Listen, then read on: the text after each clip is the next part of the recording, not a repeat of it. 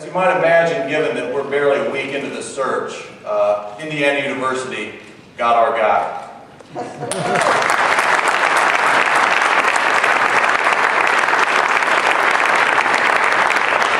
We looked at dozens and dozens of resumes and profiles.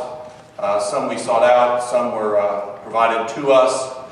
I probably made hundreds of calls, did a lot of due diligence with people whose judgment I greatly admire. Talked to a handful of finalists, and as soon as I met Kevin Wilson, I knew everything that I heard about him was true.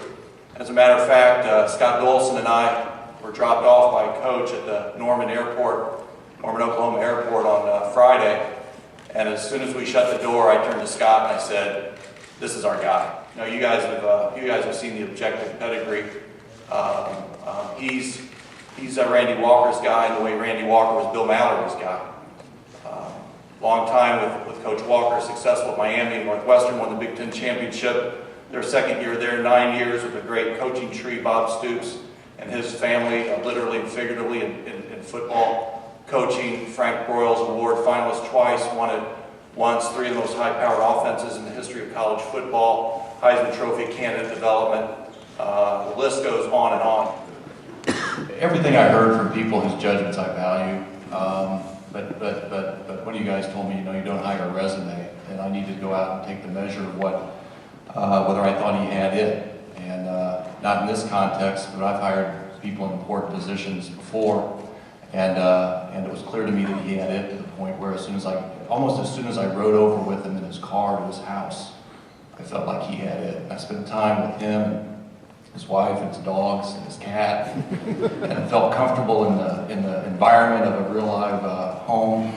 I think he has it. But I ended up focusing on guys that had done it on the big stage, done it in the Big Ten, done it at a place like Oklahoma, and I'm very confident that he's ready to have the top job. Monday I spent time, met with the team, met with the assistant coaches, met with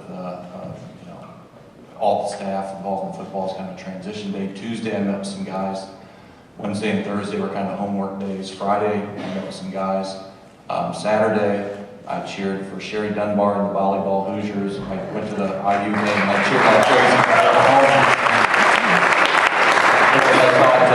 I thought a win with Oklahoma would make it easier for Kevin to leave what is a really positive situation for him.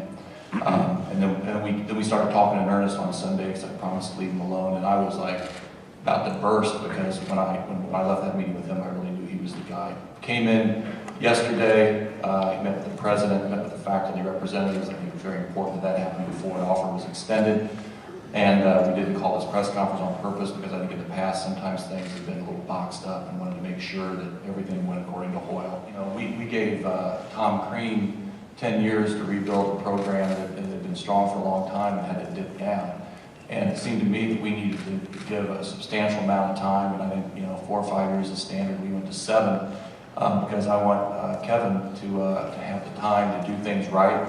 He referenced the length of his contract with the players. He's not going anywhere. And I think Indiana needs to give continuity a try in its football program for reasons in its control, for reasons out of its control, for predictable reasons, for tragic reasons. We haven't stuck with anybody since Coach Mallory.